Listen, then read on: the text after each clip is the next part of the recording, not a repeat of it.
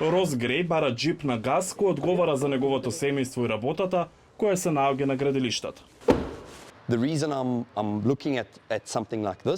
Причината зошто гледам кинеско возило е пред се поради цената која е многу пониска од големите марки.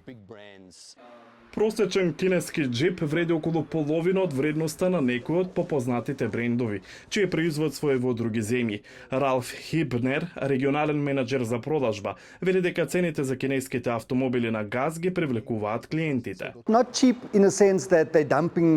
Не е ефтино во смисла дека тие фрлаат производи во Јужна Африка, туку се прифатливи во однос на месечните примања, бидејќи за потрошувачот од Јужна Африка не се работи за целосната цена на возилото, туку за тоа што се плаќа на месечно ниво.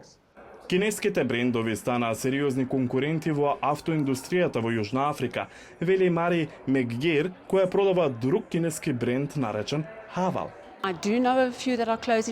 Знам за неколку што се затвораат поради отворените кинески застапништва. Ние сме во подем.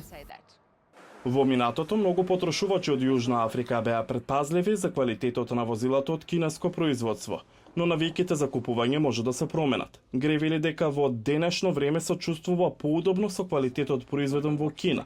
Исто така постои уште една, повеќе локална причина за размислување за джип од кинеско производство. Последниот автомобил на Греј, поскапо возило од марка Toyota, е украден. Со оглед на тоа што се во Јужна Африка, кинеските возила не се наоѓаат на листата на украдени возила како што е со големите марки. Додека само околу 1/3 од јужноафриканците поседуваат возило, тоа е најголемиот пазар на автомобили на континентот.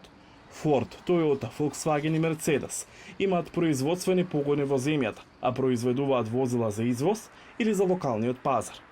Најновите кинески играчи на автомобилскиот пазар ја нарушуваат индустријата овде, вели Микел Мабаса, шеф на јужноафриканската на АМСА, автомобилски деловен свет. Во последните 5 години видовме воведување на некои многу интересни брендови од Кина и тие брендови пораснаа на пазарот и ги надминаа многу од нашите традиционални брендови што ги имаме во земјата. Мабаса вели дека има зголемување за 200% за кинеските марки на автомобили на газ кои дошле во земјата меѓу 2019 и 2023 година. Зголемената популарност на кинеските брендови не значи дека нема нерамнина на патот. Во 2018 година BAIC отвори производствен погон во Источен Кейп, но производството наводно запре поради пандемијата, работните спорови и недостатокот на свест за брендот. Тие се уште се во фазата на поставување.